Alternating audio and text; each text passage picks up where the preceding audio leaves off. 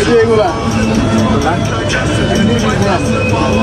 আসলে সত্যি আসলে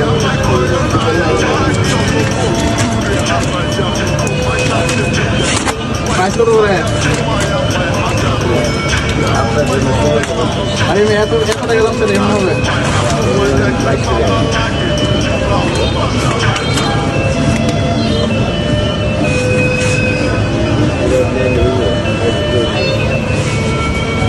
এটা কেমন হবে?